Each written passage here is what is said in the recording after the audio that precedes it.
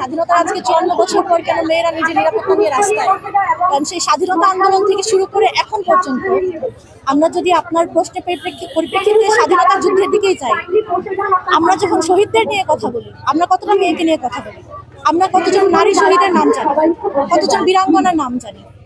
এটা একটা চর্চা আমাদের সমাজে, আমাদের প্রদেশে একটা চর্চা, যে চর্চা থেকে আমরা কখনো বের হতে পারিনি।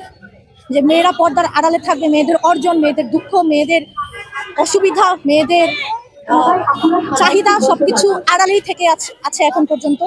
সেই স্বাধীনতা যুদ্ধ বলেন, তার আগে বলেন, কিন্তু গুটি কয়েকজন মানুষ ছাড়া আমার মনে হয় না যে কেউ কখনো মেয়েদের অর্জনকে স্বীকৃতি দিয়েছে।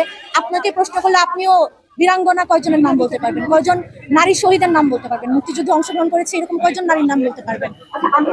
নারীদেরকে নেগলেক্ট করে আসাটা আমাদের কাছে এত স্বাভাবিক হয়ে গেছে যে আজকে স্বাধীনতার 54 বছর পর আমাদেরকে নিজের নিরাপত্তার জন্য রাস্তায় নামতে হয়েছে।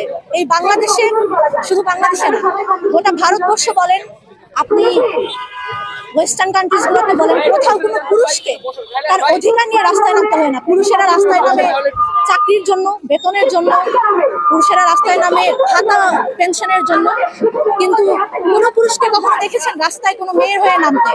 এটা খুবই স্বাভাবিক একটা ব্যাপার আমাদের জন্য হয়ে দাঁড়িয়েছে যে মেয়েরা আড়ালে থাকার বস্তু। মেয়েদের আসলে এমন কোনো আইডেন্টিটি এখনো মনে হয় না যে চোখের সামনে আমাদের এসেছে, যেটার জন্য আমরা বলতে পারি যে মেয়েরা পুরুষদের ইকুয়াল। এবং আইডেন্টিটিটা আমাদের চোখের সামনে আনতে দেওয়া হচ্ছে না। একটা মেয়ের অর্জনকে, একটা মেয়ের ত্যাগকে কখনো আমাদের চোখের সামনে আনতে দেওয়া হয় না বলে মেয়েরা এখনো আইডেন্টিটি ক্রাইসিসে ভুগে।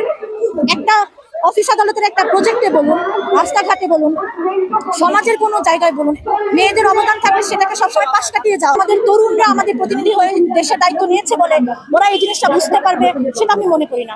কারণ এই জিনিসটা বুঝতে হলে সেই ছেলেগুলো, এই মুহূর্তে যারা দেশের প্রতিনিধি হয়ে যে সমস্ত তরুণ যুবকরা আছে, ওদের শিক্ষা, ওদের পারিবারিক শিক্ষা, ওদের মানবিকতা, মনুষ্যত্ব কতটুকু ওদেরকে শিখিয়েছে যে একটা মেয়েকে মেয়ের চোখে না দেখে মানুষ হিসেবে দেখতে হয়, তার নিরাপত্তার কথা ভাবতে হয়, তাদের বন্ধু বান্ধব, তাদের আত্মীয় স্বজনরা।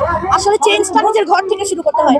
আজকে যদি প্রশ্ন করি, আমাদের যে সমস্ত এই মুহূর্তে প্রতিনিধি আছেন, তরুণ প্রতিনিধি, দেশের প্রতিনিধি, যারা ছাত্র আন্দোলনের মাধ্যমে দেশকে স্বৈরাচার থেকে মুক্ত করেছেন এবং নিজেরা এখন দেশের দায়িত্ব নিয়েছেন, তাদেরকে যদি প্রশ্ন করা হয় যে আপনার বাবা, চাচা, ফুপা, খালু, আপনি, আপনার বন্ধু বান্ধব, আপনার ভাই, আপনারা মেয়েদেরকে কি চোখে দেখেন? আপনারা মেয়েদের জন্য কি করেন? মেয়েদের পোশাক আশাক, মেয়েদের চালচলন, মেয়েদের সুবিধা অসুবিধা, মেয়েদের নিরাপত্তা, মেয়েদের সাফল্য, এগুলোকে আপনারা কোন চোখে দেখেন? ওনারা যদি নিজেদের মধ্যে এই পরিবর্তন না আনতে পারে, নিজেদের পরিবার, নিজেদের সমাজ, নিজেদের গ্রাম, নিজেদের এলাকায় যদি এই পরিবর্তন আনতে পারে, জনপ্রতিনিধি হিসেবে, দেশের কর্মধার হিসেবে ওনাদের কাছ থেকে আমার কোনো আশা নাই। সত্যি কথা এটাই যে যদি না একজন পুরুষ নিজের পরিবার, নিজের মধ্যে একটা পরিবর্তন আনতে পারে, সে দেশের জন্য কি করবে? এই বিষয়ে আসলে প্রশ্ন করাটাই অহেতুক হয়ে দাঁড়ায়।